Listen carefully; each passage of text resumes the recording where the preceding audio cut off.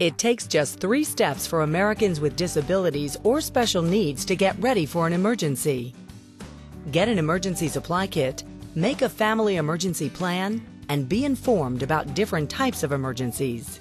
To get started, go to Ready.gov to get a list of everything your emergency kit should contain. Why don't you print it out to make sure we have all the stuff that we need for our kit.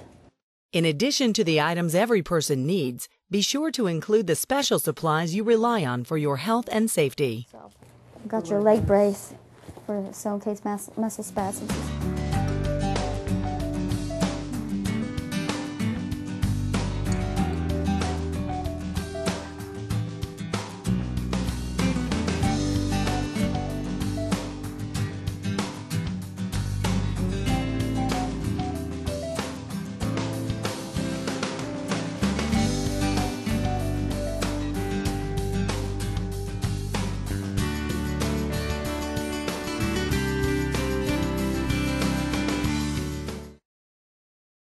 Okay, let's go down the checklist here. We need stuff for at least 3 days, maybe more. Once you've got everything together, put all items in a container or duffel bag that you can take with you if you need to leave home in an emergency. How about if we keep that in your personal duffel bag? Because that will go in your van. Remember, medicines can spoil just like our food.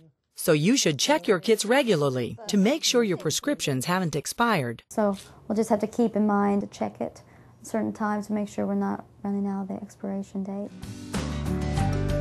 It says emergency contact name. Who should we put for the main emergency contact name? You're going to put your mom or Diane? If there's an emergency, you may be able to stay in your home or you may have to evacuate. It's important to have a plan ready for either situation. In addition to a basic emergency plan, you may need to plan for your unique needs. Hello? Yes, I was calling to get some information about the services that you all offer if there's some type of emergency, and if I wanted to find out how quickly I could get a rent a van from y'all.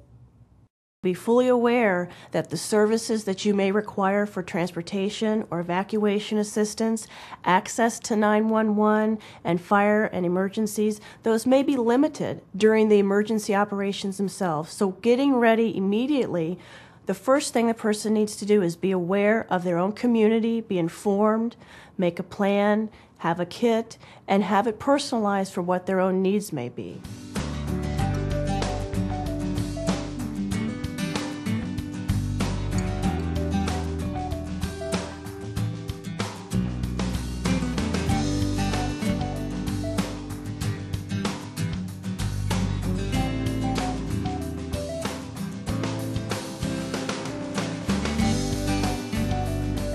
Also, we probably need to write down the company that usually works on your van. Create a personal support network if you'll need special assistance during an emergency. Talk to your family, friends, neighbors, and coworkers about your emergency plan so they know what they can do to help you. So I have about 3 or 4 other contact numbers. I've got someone at the church and also other church members there, neighbors, some other relatives. Teach the people in your personal support network how to use any life-saving equipment or administer any medicines you rely on. Also, let them know if you have any physical limitations, particularly if you need to be lifted or carried. The foot pedals still work on the van, even though it has hand controls. So they can still drive it just regularly. Here's the state information. So let's click on Virginia. Ready.gov and links to local information will help you learn about the types of emergencies that could affect your area.